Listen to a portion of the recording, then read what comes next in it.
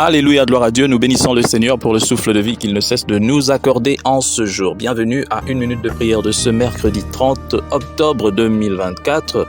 Aujourd'hui, c'est l'anniversaire de ma fille, ma première fille, Christicia. Que le Seigneur soit toujours avec elle, qu'elle grandisse en grâce et aussi avec bonheur et joie, physiquement, spirituellement. Je bénis le Seigneur pour cette fille merveilleuse qu'il m'a donnée et que Dieu lui donne la longévité et le succès dans tout ce qu'elle entreprendra.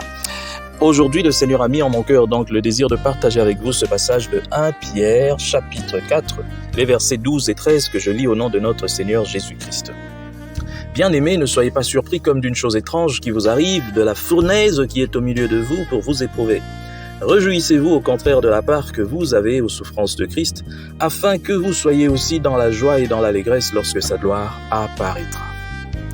Bien d'années, j'étais vraiment tourmenté par certaines choses qui m'arrivaient. Je ne comprenais pas pourquoi est-ce que j'avais des problèmes. Il y avait des gens qui me cherchaient toujours des problèmes, qui disaient des faussetés sur moi, des choses qui me faisaient mal et puis tout ça.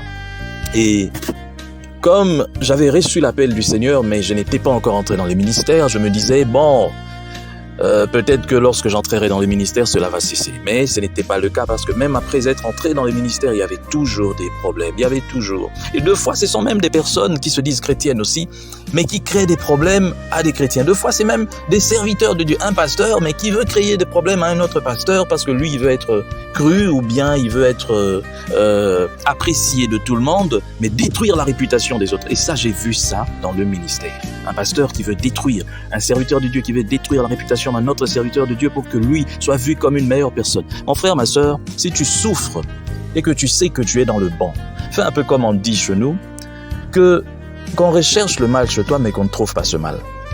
Et d'ailleurs, un serviteur de Dieu, entre guillemets, celui qui se fait appeler serviteur de Dieu, mais qui est toujours là, en train de critiquer un autre dans le sens de le réduire à néant, de montrer qu'il est faux, qu'il est ceci, lui-même est faux. Ça, je vous dis, n'allez même pas par quatre chemins.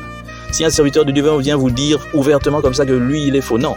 Serviteur de Dieu expose la parole de Dieu, expose l'évangile. Et les gens vont juger. C'est-à-dire, l'évangile, c'est comme un miroir.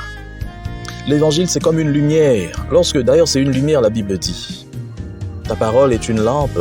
Lorsque l'évangile est clair, les œuvres de ceux qui sont dans l'erreur sont directement réprouvées. Donc, vous n'avez même pas besoin de citer le nom de quelqu'un. Il suffit juste d'exposer l'évangile.